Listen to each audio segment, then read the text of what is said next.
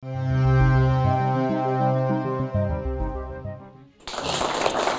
кечиңиздер менен урматтуу телекөрүүчүлөр, сиз эмне дейсиз ток шоусун көрүп жатасыздар. Кызматсыздарда Айжымал Караза кызы. Бүгүн биз кызды канча жаштан турмушка узатса болот деген тема төйрөндө сөз кылмакчыбыз. Бизден алыстабай биз менен болуңуздар.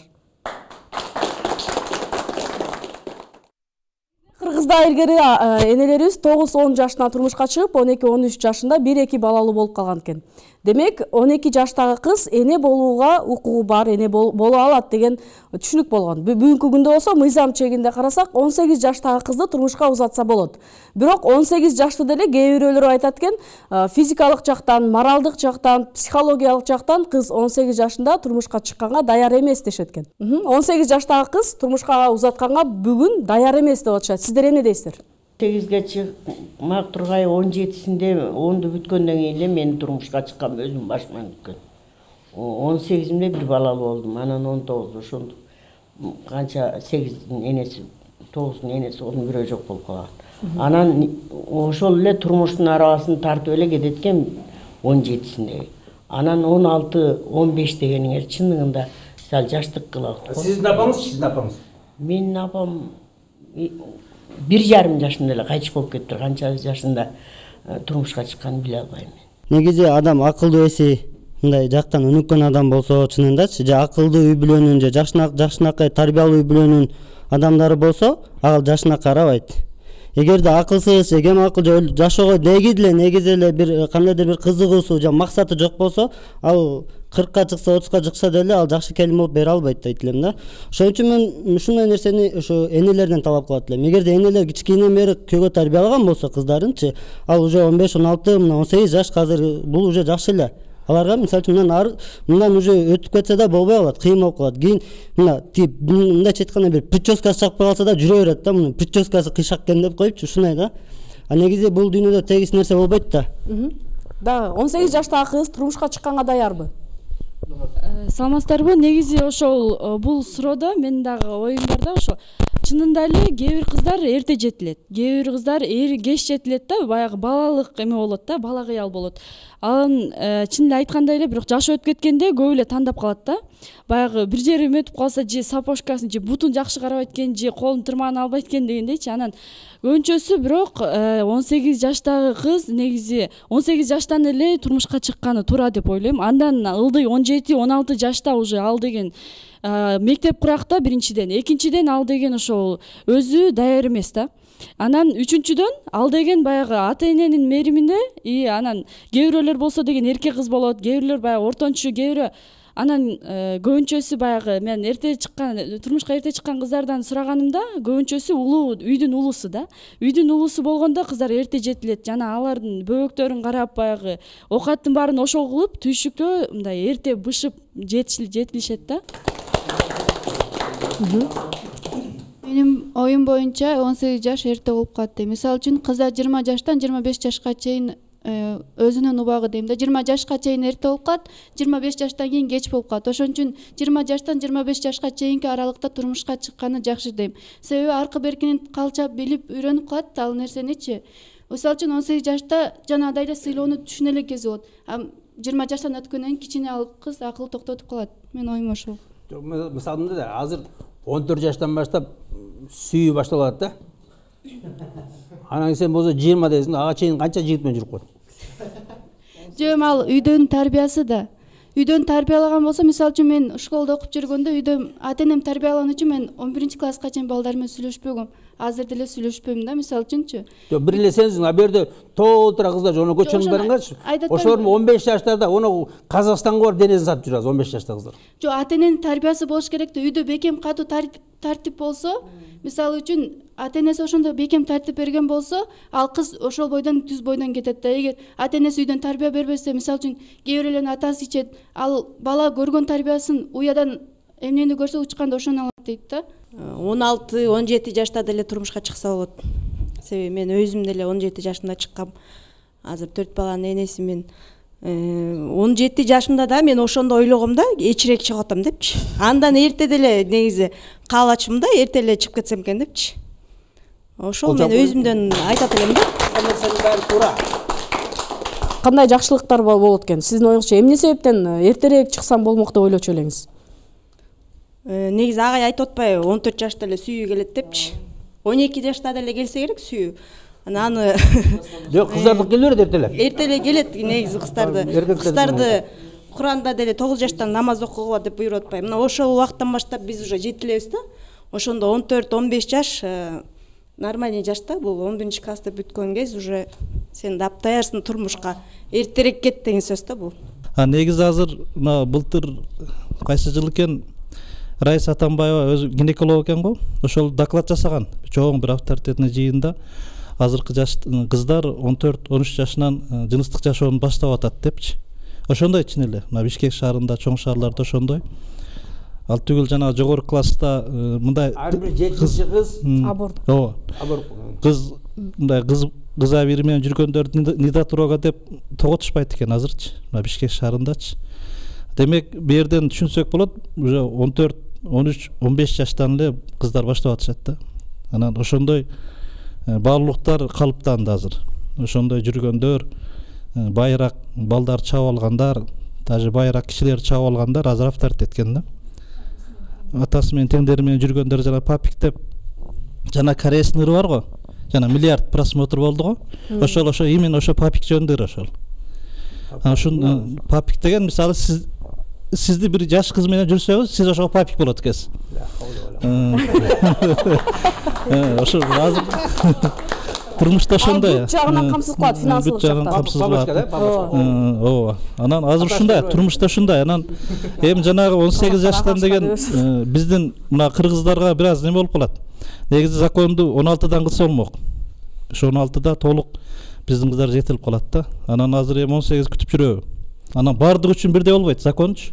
Бирдей болот, бирок адамдар ар кандай да. Мисалы кээ бир кыздар 20-сында деле жетилбейт.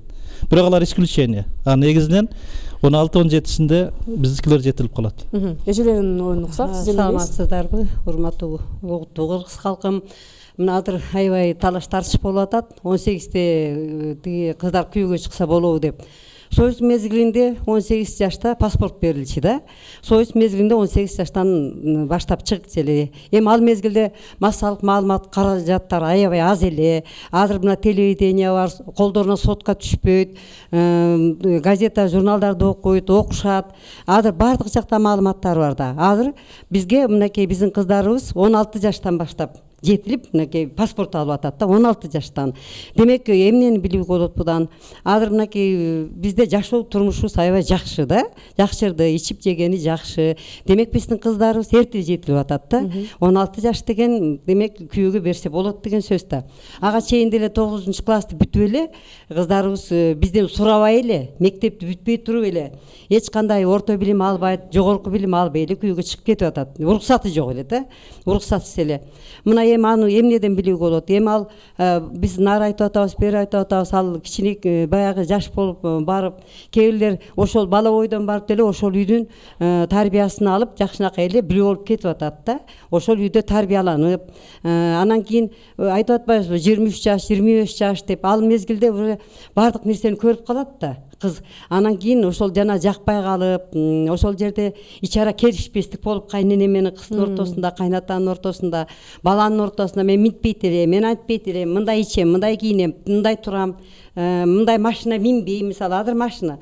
Бирок үйдө бар. Ошол үчүн мен ойлойм, ушул 16 жаштан паспорт берилип атат, ушул 16 жашка чейин деле тийип атат, 16 жашында тийип атат. Бул туура эле деп ойлойм да, мен өзүм оюм.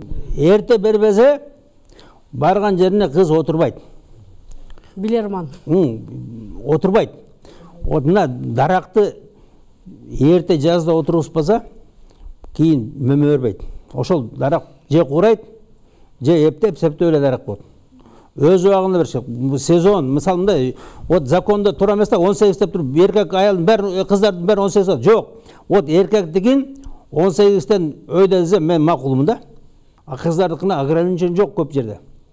Ошон үчүн мынагу биз табияттан тышкары болгон үчүн көп жаман нерсе болот. Мисалы кыз 14-15 жаштан баштап ойноштук кылып, анан кийин боюна бүтүп, аборт кылып, элдин көзүнчө ата-энени шерменде кылып, мына забордун баарында гөлүчка мен сени сүйөм, биятип өлүп деп толтура жазып жүргөн да. Бул ата-энени шерменде да. Вот өткөндө биз бир жерге барсак, забордун бәрінде Алиса дейби бир нерсе ятибелүүлө жазып бүт заборлордо. Анан тиги кишиден сурадым, "Бей, мына эмне десем, ой, берде бир кыз бар, 10 жигит келет" дейт. Анан кийин атасы берип жүрдү дейт, 9-класстан кийин берип жүрдү дейт. Бүт баары келип алып ятибелүүлө жазып берген. Мына ошондой эмелер көп болуп атат бизде, урматтуу туура эмес нерсе. Ошон үчүн кызды өз убагында бериш керек. Мисалы кыз жанагындай коля деп калды, бер дешек идея ачууда. Чынында мен 16 жашында үйлөнгөм. Аялым менден 3 ай улуу болчу да. Ал 17ге чыгып калган. Анан бир маселеде бул үйлөнгөнгө жараша ошону ата менен эне өзүнүн колунда кармап туруп, бир 2-3 жыл тарбиялап туруп, анан кетириш керек экен да. Биз мисалы келинчегим экөөбүздү алдыдагы эле үйлөнүп туруп эле мен колхоздун коюн багып кетип калдым. Анан тоодо жүрөсүң, жаштың турмуштун эмне экенин кайнайне, анан кайната ошол экөө үлгү болуп ушуларга көрсөтүш керек экен да. А ошентип жүрүп 5 жылдан кийин экөөбүз ажырашып кеттик. 5 жылдан кийин ажырашып кеттик. Анан экинчи үйлөнүүгө келгенде жигит үчүн проблема болот экен да. Анткени отуруп чыккандай карайт да, сеничи бул бурун үйлөнүп ажырашкан. 2 баласы бар экен дегенде маанилүү болуп калат да. Ошондуктан бул бир жолу турмушту бузуп албаш үчүн ата менен эненин дагы ролу чоң болуш керек экен бул жерде. Анан өтө туура эле айтылып атат. Бул жерде 17 жаштагы кызды 16 жаштан бериш керек деп биз коомдо азыр мындай тескери көз караш 16 деген жаш деп атабыз да. А бирок ошол эле учурда 16 жаштагы кыздар азыр Бишкекте 35-40тагы жигиттерди, акчалуу жигиттердин баарын кармап алат да, папа деген коюп алышкан, папик деп коюшат. Ал папик ошол кыздардын контрагын төлөйт, боёгун алып берет, кафеге алып барат, башка кылат, андай кылат. Ал папа болуп жүргөн кыз бир күнү ошол папа өзүнүн кызына дагы бирөө папа болорун элестетпей атабыз да. Ушул маселе бизде өтө көйгөй.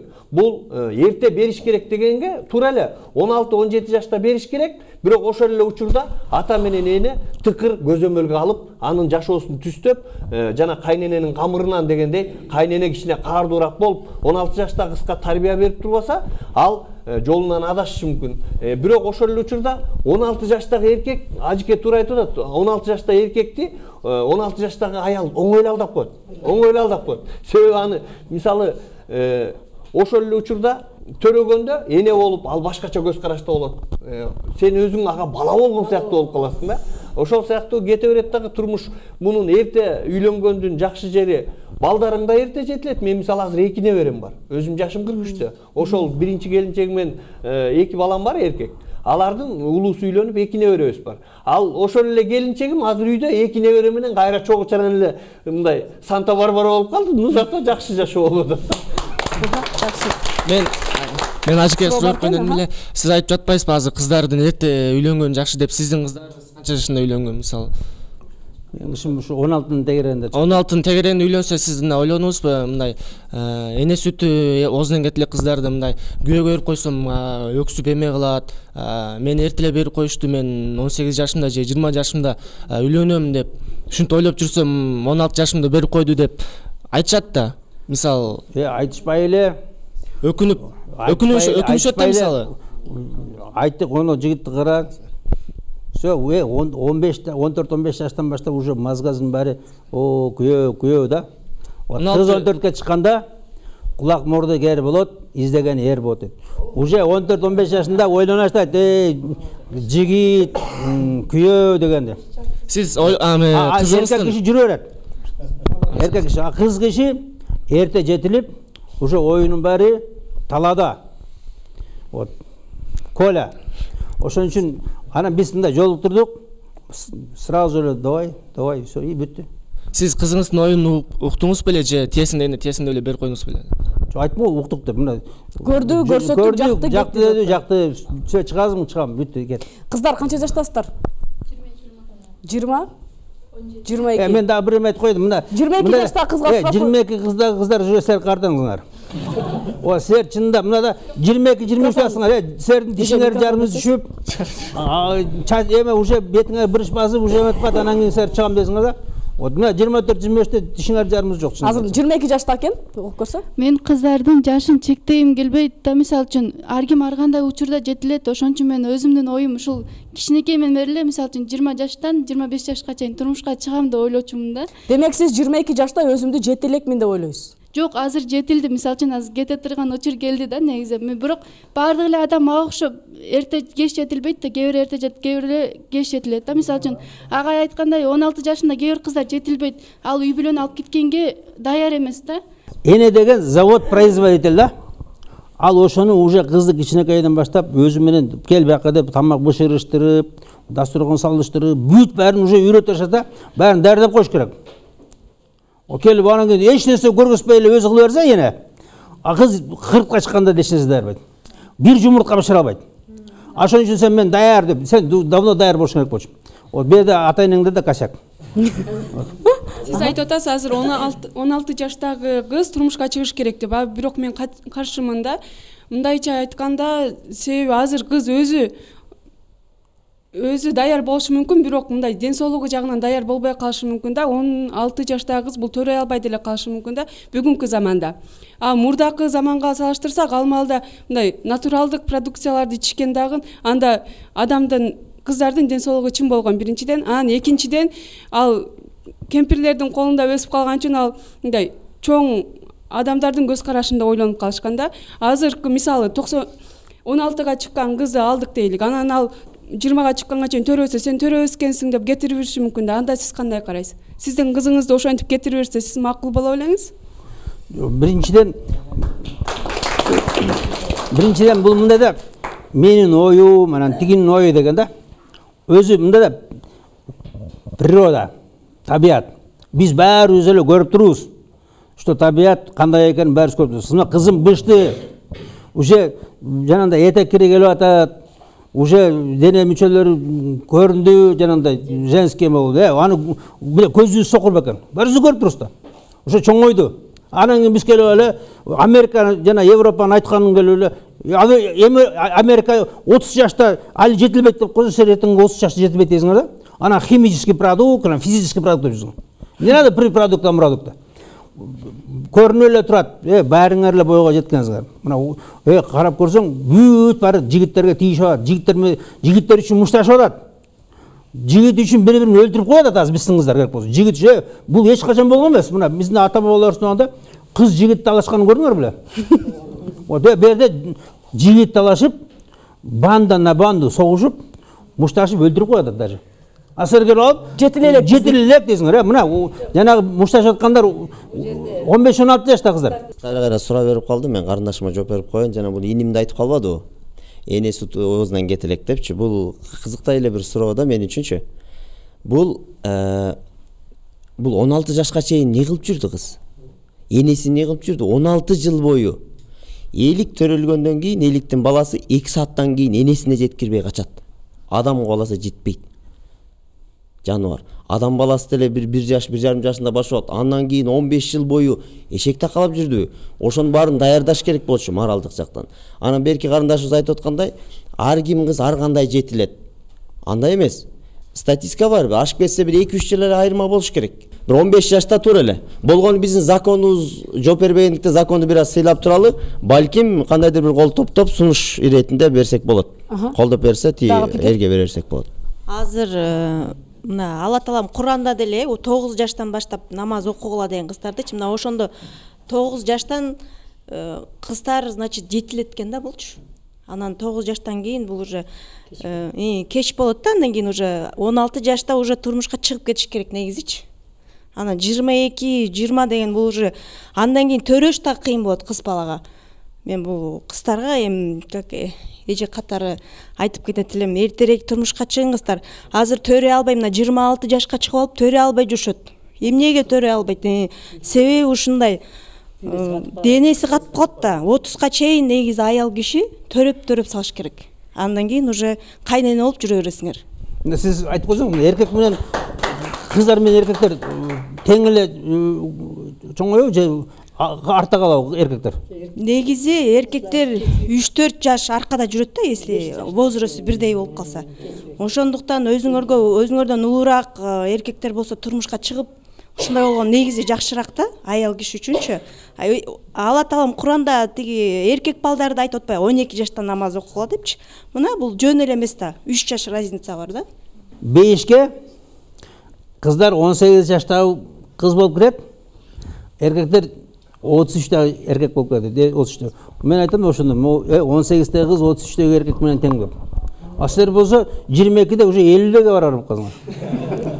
Вот ана папа деген, вот папа силер. Папага чыгасыңар. Жетилүү деген жөнүндө эле сөз болот да, эми ушул жетилишибиз керек деп жанагы ушул меңгерде адамбыз экенбиз да биз өзүбүзчү. Мен сүйлөп атканыбызды байкабайт экенбиз да. Каяка жетилиш керек ошону сурагым келип атат. Эмне болуп жетилиш керек? Биринчи сен турмушка чыксаң, наоборот эртерээк жетилесиң сен. Жана кайнене деле зөкүр эмес да.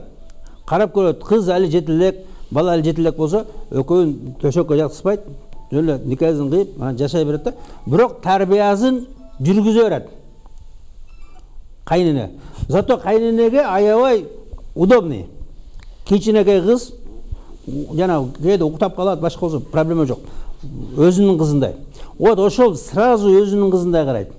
Ана жанагы 22-де кыз келгенде уже как оппозиционер. Бул уже бул да чоң аял да. 22-де кыз чынында чоң аял уже. Башкаруу кыйынга турат. Уже бул кайненени чөт дейт да. Сен ким билем? Ажыка кечирип коебуз. Аселе кызык экен. Мен көңүл бурбап турмун буга. Бирок мындай болуп атат да. Сиздер жакшы эле айтып атасыздар. Сиз 50ден ашкан киши аксакал болуп калчу да, ошол заманда, сиз айтып аткан заманда. 60ка чыккан киши, 70ке чыккан кишилер азайып эле калчу, бир топ элечи. Азыр медицина өстү, заман өзгөрдү, жаш курак чыгып өйдөлөп кетип атпайбы? Мисалы 2000-жылдан кийин төрөлгөндөр жакшы өлкөлөрдө толук шарты бар экен 105ке чыгат экен да. Азыркы эсептер мененчи. Эгер 100ге чыга турган кишиники үйлөнүү процесстер дагы жогорулашы мүмкүн да. 20-30 болуп кетиши мүмкүн да. Бул эми биз кыргызча ар кандай чайкай берсек болот, бирок эл аралык мамиле деген бар, дүйнө ордунда турбай атат. Анан ошонун аркасынан бизде ээрчип калып атпайлыбы? Анан бул жерде жакшы сөз болду. 16да үйлөнгөнбүз, 18де үйлөнгөнбүз деп. Чоң ата чоң энеси менен жашагандалар. Мисалы айылды элестеткенде биз мына үркүн тасмасынан мен байкадым. Айылды биз азыркы айылды эле элестете берет экенбиз да. Айыл деген бир 10 чакты эле түтүн жашаган. Жакын туугандар эле жашаган. Көрүнгөн эмеде жана кашарлар бар го Союздагы. Ошо кашарлар айыл болгон илгеричи. Биздикиндей кылып килейген бир 600-700 окуучуну окуткан айылдар болгон эмес да. Ошол кашарлар айыл болгон. Ошол жерде жашаган кыз көп деле эки жакты көргөн эмес ал. Ал төрөлгөндөн эле сен күйөөгө тиезиң болуп, самайын өргөндө эле биртикеден тиги энеси кездеме мата берип, тигин дайындай баштаган, сеп чогултупчу. Кыздын барар жери тегирмен болчу. Азыр араб өлкөлөрүндө, ошол эле Түркияда бардыгы кыздар иштебейт. Эркек кишилер иштейт. Жалпы 90% эркектер иштейт. Эгер биз Кыргызстанда 90% эркектер гана иштесек, анда кыздарыбыз 16да чыксын, 14дө чыксын, мен каршы эмесмин. Биздин кыздар иштеп атпайбы? Иштеген кыз демек билимин болуш керек, стажы болуш керек. Анан ошентип өөрчүп кетип атпайбы ар жагычы? Азыркы жигиттер, мисалы ажыкемки туура, кыздар мушташып атат. Азыр кыздар айкидого барып атышат, бокска барып атышат, күрөшүп атышат, штанга көтөрүп атышат. Биздин убакта андай жок эле. Мен көргөндөн биздин балдарыбыз кыз талаш мушташпай атат. Бул абдан азайып кетти. Биз тетиги 10-15 километр жерге барып, кызды жеткирип, кайра келатканда таяк жеп келген балдарбыз бизчи. Башка элдин балдары. Андай болбой атпайбы? Корбой атпайбы, кызганбай атпайбы? Бул маселеде мындай болуп атат да, сиз туура айттыңыз. Биз бала кезде мисалы кыздарга барып анан коңшу айылга чейин барып келчүбүз депчи, токмок жеп. Азыр деген кыздардын колунда Instagram деген бар. Ал жерден балдарды өздөрү тандап алышат. Интернетти карайт дагы бүт барып тең өздөрүнө ылайыктап туруп, анан мен өзүм көрүп атам да, өзүм башымда турат да. Бир күнү карасаң эле мен азыр 16 жашта балам бар. 16 жашта балам бар. Компьютер ачык калыптыр, мындай карасам. Менин баламды сүйүп аткан кыздарды көрүп алып туруп, анан ошондо ойлодум да, таң озурайын, буга кеч болуп калыптыр. Үйлөнтөйүн десем окуп атат эми. Мен ойлоп атам, муну Умарды ойлойм да ушу окууну бүтөр менен үйлөнүш керек экен деп. Себеби анын арасында кореянкасы жүрөт, башкасы жүрөт, анан бул проблема чынындачы. Өтө чоң проблема. Канча жашта кыздар ушулар? Эми алар 15 жашта кыздар, 14-15. Мына урматтуу кыздар, көргөр. 15 жашта бүт баары эркектерди аңдып жүрө. Ишенбесең Инстаграмды карагыла. Интернетте кара, баары аңдып жүрө. Анан силер илгерки заман, илгерки деле ушундай эле болгон. Илгери деле 50 жашы эркектин ортону деген. 90 байлар, 100 байлар төрөгөн. Ошондой эле. Эч нерсе өзгөргөн жок. Азыркылар даже наоборот эрте жетилди. Азыр мына 5тен жигити бар, 15 жашта. 5-тен алдап жүргөндөр бар. Бәрін алдап, кирет етіп, папалар завод етіп, даушын жүріп. Аны ошон үчүн биз келип мында да бизди бирөөлөр башкарат, чын айтсам. Бизди батыштын закону бүт баары. Бир да кыргыз закону жок. Бир да мусулман закону жок. Чынында бир да мусулман закону. Как будто биз мусулмандар баары тупой, бизде бир да мурда закон жок болгон. Биздин наоборот мусулмандын закону 1400 жыл болду. Европа кече эле чыкты, мына кече эле. Европа мына кече. Америка мына 100 жыл болду Америка. Чынын айтканда. Эми өткөндө закондор мындай нормально. И то конституциясы 30 жолу өзгөргөн ушундай. Постоянно поправка кылат. Чийки, а биздики 1400 жыл закондорубуз өзгөрбөй. Баары нормально. Биз 1400 жыл закондорбуз. Ең туура закондор. Анан бизге келгенде бир да кыргызча закон жок. Даже кыргызча закон жок. Мен мусулманча чычалабай эле коечу, мен кыргызча закон жок. Бир да кыргызча закон жок. Кыргыздын закону болгон эмес. Биз мына каганат, кыргыз каганы, балан төлөн деп жүрүбүз, Кыргыздын мамлекеттигине 2000 жыл канаа закондор. Биздин ата-бабалардын закону эле. Биз ошол эле турамыз жашаганбызбы? Биз дикар болгонбузбу? Биз орусқа қарағанда мурда жакшы жасамыз. Орус Петр Первийден баштап бираз цивилизация келет. Закон. А биздин закондор 1000 жыл болгон берди. 1000 жылдар биздин закондор турган. Ар кандай наказание болгон, жана камчы менен сабоо, анан чачын кырып кубалап жүрүү, да балекеттер болгон да. 9 штрафной жана кара төлөйсүң, мынча кара төлөйсүң, жана мирас деп коет, жана закон бөлүштүрүү баары бүт болгон да. Кана ошолор. Келип эле Американы карап, Америка 18-те кыргызча үйлөнүш керек деди. Өткөрүп койду. Эми биз келип отурубуз да 18 тура деп. Эртең 30-та десе, 30-та тура беребиз. Осуга чейин биздин кыздар жетилбейт. Тиши жок уже. Азыр караса, жана репродуктивный дейт да, репродуктивный деген төрөй турган убакыт дейт аялдыкы. 36 жаш азыр мына. Европейский стандарт боюнча. Сен 30-та чыксаң 6 жылга, сен 6 жыл. Кана эми. Бул табиятка келбейт да бул. Сизге биз табиятмен жашайбыз. Сиз бересиз, суроо бергим келет да. Азыркы ошо бүгүнкү темада 16 жашта депчи. Эмне үчүн кыздарыбызды 16 жаштан күйөөгө бериш керекпиз? Кандай коомчулукка таасир тиет? Балким чындыгында эле бул кыздар айтмакчы, кээ бир арабызда баягы жетиликтер бардыр арасындачы. Анткени баягы дагы биз илгерки теманы козгоп тарыхты да карап кетпедикпи? Илгери деген кыздарды баягы чоң апасы тарбиялайт эле депчи. Балким чындыгында ошол жакта ошолор кыздарды баягы илгерки заманга караганда даярдаган чыгар. Балким чындыгында дагы азыр биздин коомду азыктар чындыгында балким жетилик чыгар да. Мына ал Памирдин кыздары кыргыздар 9 жаштан бери азыр деле. Ошо илгерки эле. Эми алар деле жапайы эмес да. Алар деле жин эмес да. Алар деле бүт барын көрүп байкап атат. Келип эле асмандан түшүп калып эле мындай эмелердей болуп жанагы эмне коюшат эле, энолордой болуп. Жакында мен документалдык тасма көрдүм ошол Памирдик кыргыздар жөнүндө. Ошол жерде айтып атат, кыздар 9 жаштында турмушка беришет экен, бирок ошол себептен кыздар арасында өлүм көпкө учурайт экен, анткени алар эрте төрөй албай, ден соолукка жете албай, ошол үчүн өлүп атат. Мунун баары жалган. Мындай да, биздин гинекологдор бүт жалганды өмөтөрөт да, бүт жалган. Биздин гинекологдор бүт француздардан үйрөнгөн, жанагы французский легион. Баары 15-ке чейин, 18-ке чейин эметпесин, төрөбөсүн, башка болбосун, өздөрүнүн стандартына коет да. Батыштын стандарты боюнча ошол эле күйөө деген да жок буларда. Буларда күйөө жок, урматтуу кыздар. Буларда баары любовник. My friend. Граждандык. Boyfriend жанагы. Girlfriend белем деди го. Бүт баары ушундай. Бузукулар булар. Мындай да. Биз келечекти карап жашаш керек, туура жашаш керек. Мына эмнеде дуңган бар, дуңган.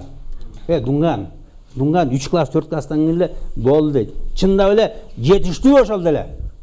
Катты таны анча-мынча үйүңө акча берсе, күйөөң бир 100 сом, 200 сом, ошону эсептен бил, все болду. Эмне кереги бар? Мынча образование, мынча. 2ден диплом, а жашаганды билбейт. Күйөөдү сыйлаганды билбейт, кайненени сыйлаганды билбейт, яичный сабышанды билбейт. Что за образование? Бирок бир чети дуңгандар жөнүндө айтып кетти агай. Сиз айтып атасыз 3 класска чейин эле окутушат деп. Бирок дуңгандар алганда да ошол тартип менен алышат экен да. Бул өтө билимдүү болсо, өтө билимдүүнүн кереги жок. Анткени өзүнүн укугун коргоп баштайт, өзүнүн укугун айтып баштайт депчи. Ал эми бизде Кыргызда кантип тандап атат? Бунун кайсы билими бар экен? Жогорку билими барбы?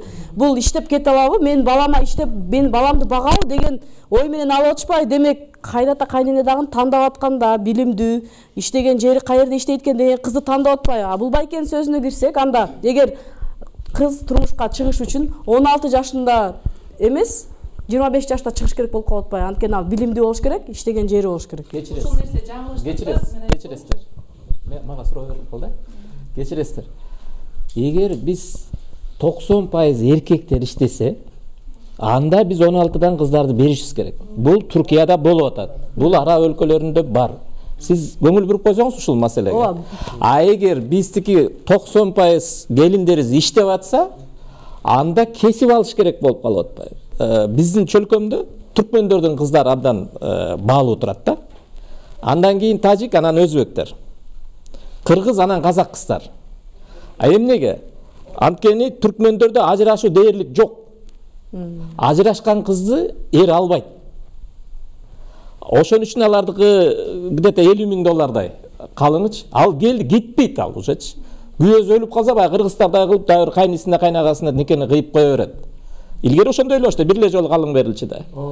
А ошон үчүн баазы чыгып атат. Анычы өзбектердики дагы аз, тажиктердики да аз. Биз Казакстандан эле кичине алдыраактабыз да, ажырашуу боюнчачы. Анан ошон үчүн кыздардын басылдыгы кетип атат. Азыр жанагы айтып атпайбы, ажырашып 2-3 айда эле ажырашып тиги болуп депчи. Эмнеге кайнене коркуп калып атат. Мен могу тойлордун аябай чоң шаңшак өтүп атканынан көрөм да. Оңор эмес акча кетсе, почти миллион, 600 миң, 700 миң. Эми кетип калбасын дейт да, акча кетип калып атпайбы? Ортодочу. Анан бири юристке атаандашы аябай чоң болуп атат. Муну мен ойлойм большевиктердин кылганы, союздагы тарбия депчи. Илгери бир айылдын эле кишиси 2-3 айыл бириге менен бирөө эле той берчү. Калгандары тою жок эле үйлөнчү да. Азыр акыбалы жеткени, жетпегени деле той берип атып, расход чоң да. Анан тиги келин калып калсын дейт да. Бири-биринин атаандашы болуп атат. Жашоо жөнүндө ой жок. Прическасы, анан көйнөгү жөнүндө ой болуп атат да. А келген келин кайын журтка келатканда эле бокочодой көрүнүп калып атат. Расход чоң болуп атат. Кредитке үйлөнүп атышат. Уже жаман көрүнүп атат. Анан төлөй бер, анан дагы 1-2 жылдап төлөйт. А келиндин акыбалы канчалык болот анан? Бул жерде кыз тетиги чет мамлекетке барып, бир байлык үчүн, иштеш үчүн эмес да. Кыз өзүнүн бул дүйнөдө максатын билиш керек. Ата эне дагы ошол балдарга татыктуу тарбия бериш керек. Кыз төрөлдү, демек бул келечектеги эне деген түшүнүк менен жакшы тарбия бериш керек да. Анан бизге эмнени үйрөттү? Бизге окугула, кыздар окуш керек, мектепти бүттү, билим ал, жогорку билим ал деген жаңылыштык келди да. Мисалы, менин ата энем ошон чоңойткондо, кызым окууну бүттү, сен жогорку окуу жайга тапшырышың керек, күйөөгө тийбе депчи. Анан баягы жаш өтүп, азыркы мен акыркы ушу бир 5-6 жылда көп ойлоном да, эмне үчүн мен өзүм кызым да чоңоюп келет, эмне үчүн мени ошо жаш кезимде мени эрте турмушка берген жок депчи. Же мен турмушта көп нерсени көрдүм, ажыраштым дегендейчи. Анан мен да кызымды чоңойтуп келатам. Азыртадан мен кызымды тарбиялайм да.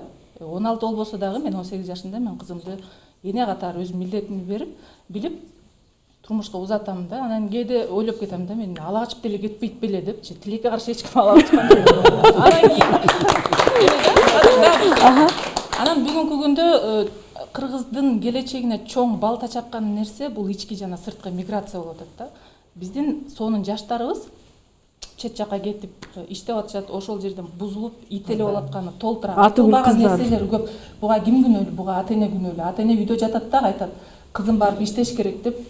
Турмушка берген ордуна чыгарып салып атат. Жетилип эле кызын чет жака жиберип, ошол жерден кызын өзүлөрү бузуп атат да. Тигинтип даже жетилип калганда эле, мисалы Зерени айтып коеюн да, өзүнүн атасы өзүнүн кызын жылаңачтантып чыгарып коюп, ошого мактанып отурат. Мына биздин ата энелердин күнөөсү да, ушуга жеткирип койду. Мен жетиле элекмин дейсиңер да, силер жетилгенсиңер эч ак эле. Силер уже экиден балалуу болушуңар керек болчу да. Байке, азыр. Бисмиллахиррахманиррахим. Бул жерде аябай жакшы сөздөр айтылып атат. Динде деле, мыйзамда деле ошол кыздар, балдар, жигиттер бойго жеткенден кийин үй бүлө курууга уруксат да, мүмкүнчүлүк. Бизде бир кандай десем, талкуулай турганда бир чоң көйгөй турат да коомчулукта. Ошол бойго жеткенден кийин кара дал болуп жүргөн ошол кыздарды кандай биз беребиз?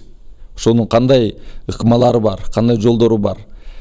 Себеби жашы өтүп кеткенден кийин жигиттер деле карабайт. Себеби алар жашыраак алгысы келет. Бул баягы жашы өтүп кеткен кыздар болсо, ошол азыр айтылып аткандай эле окуу, карьера деп жүрүшкөн, бирок эми тиейин десе эч ким карабайт. Биз ошолордун келечеги кандай болот, жана ошолордун проблемасын кандай чечсек болот деген суроону коймокчумун да. Чоң кыз, сиздин оюңуз? Мен ушул жерде үчөөнүнө тең бирдей жооп берсем дейм. Сиз айтып атасыз, жаңы элечи баягы көп кыздарды баягы ата энеси окуйт деп тарбиялайт депчи. Негизи менин деле ата энем ошол окуу, билим ал, өзүңө керектүү нерсени ал деп чоңойткон. Бирок мен сизге айткым келип атат да, ошол эмне үчүн кыздарга билим алууга эмнеге чектөө коюлат? Себеби дегенде азыркы убакта ата энесин баккан кыздар негизинен балдарга караганда үйдө турган кыздар. Жок, эже, мен аны айткан жокмун. Бирок ошол азыркы балдарда да болуп атат да, тарбия негизи ата эне өзүнөн болуп атат. Ошол баланы катуу кармасын, азыркы балдар жада калса 7-8 классынан насыбай чегип, тиги тамеки чегип жүрөт ар кайсы жакта понттошуп андай мындай депчи. Эгер ошондой кылбай баланы катуу кармасын, биринчиден, экинчиден өзүн бага турган кылып тарбияласын, ыймандуу кылып тарбияласын. Ата эне өзү арак ичип, тамеки чегип, насыбай чегип жүрсө каяктан баласы өзүнө окшойт. Жалкоо азыркы адамдарчы. Жатышат, аялдар тутунуп жүрөт, эшикти деле, үйдү деле бүт барын. Эгер ошончолук болсун, аялдарды үйдүн оокатын гана кылдырсын, эшикке чыгарбасын, акчасын да таап келсин, эшиктеги оокатын да кылсын. Рахмат. Ошондо сиздерге менде суроо болуп турат, кыздарга, кыздар ата энеңе силерге мындай айтабы, сен кызым турмушка чыгышың керек деп, мисалы сен жетилдиң деп, же кантип айтат? Сиздер эмне деп жооп бересиздер? Ооба, апа. Качандан баштап айтып атышты? Кайсы курактан баштап? Негизи окууну бүткөндөн баштап эле кызым, кыздын орду үй бүлө турмушка чыгышың керек. Качандан баштап? Окууну бүткөндөн баштап. Ошондо 16 жаштан баштап, 18 жашта бүтөбүз да. 18 жаштан баштап сизге ата энеңиз айтып баштады, кызым турмушка чыгыш керек деп. Ал эми сунуштагандар болду эле. Менин досумдун баласы бар, тийип албайсыңбы деген сыяктуу. Болгон. Анан сиз эмне дедиңиз? Мен ал кезде окуучумун, ошондой эле жанагындай тарбия болуп көргөн жум, мындай окушум керек, окуюн деп. Сиз жогоруда жаңы көрсөтүү башталганда айтып кеттиңиз, 20 жаштан 25 жашка чейин чыгыш керек деп. Сиз 22 жашта экенсиз, 25 жашка чейин балким сизде чыга албай каласыз. Ошондой коркунуч болобу, мен чыга албай калып каламбы балким мен татыктуу киши чыкпай калса эмне болот деп. Жок, ал жөнүндө ойлонгон эмесмин. Аллах бизге кандай тагдыр жазган болсо, ошону көрөбүз. Эми өзүбүз да аракет кылышыбыз керек. Биринчиден дуа кылышыбыз керек. Андан кийин аракет кылыш керек. Анан эрте жашка турмушка чыгуунча эки тараптан карап көрдүм. Биринчи тарабы жанагы жаштар бузулуп кетип атпайбы? Ошол тарабына карай турсак, макул, эрте жаштан берели. Бирок экинчи тарабы, ал жашап кете алабы? Эгер жашап кете албаса, мисалы үчүн 16 жашта кызы турмушка бергенден кийин ажырашып кетсе, анын психологиясы бузулат. Андан кийин жашы ушундай экен деп, ал кийинки турмушка чыккысы келбей калат да. Ошондо мен азыркы суроо бергим келет. Ошондойлорго сиз кандай карайсыз? Мындай силер ойлоп атсыңарбы, 22-де чыкса эле баары бактылуу жашап атат деп. Наоборот, мына эми боюнча, статистика боюнча 67% ажырашкандар жогорку билимдүүлөр экен. Өтө билими көп болушта зыян экен көрсө. Анткени мындай да диплому аялга чынында эркектин деле кереги жок, күйөөнүн. Жана акча тапкан аялга күйөөнүн кереги болбой коет. Вот өзү негизи аялды кыз кишиге күйөөгө чыктын максаты эмне? Кыз кишиге күйөөгө чыгыштын максаты багуу. Багуу. Ошо атамдын энемдин мойнунда отура бербейин. Ошо Колянын мойнуна минейин. Ошо Коля баксын. Тезирээк ата энемен кутултайын мен ушу эмен деп. Ошон үчүн тез кетишиңер керек. Кели олчой отура бербей 22-23-кө чейин, 28-ге чейин. Мына бирөө айтты, эки кыз 27-те 28 деген. Анан кийин күндө жанагы апасы ыйлайт дейт келип алып. Анан эмне болду десем, күндө күйөөбү аялын сөгөт экен. Муну эки шуркаяны жоготпойсуң деп. Өзүнүн кыздарын муну эки шуркаяны жоготпойсуң деп, анткени пиво ичет экен экөө. Бир нерсе ичет экен, жана ягуар магуар. Анан ошон үчүн өзүнүн кыздарын аталы сөгөт дейт. Күндө жана аял байкуш ыйлайт экен. Мен кантип берем деп. Ошон үчүн мындай да биз келип өзүмдө да аялдын милдети, урматтуу туугандар, багуу эмес.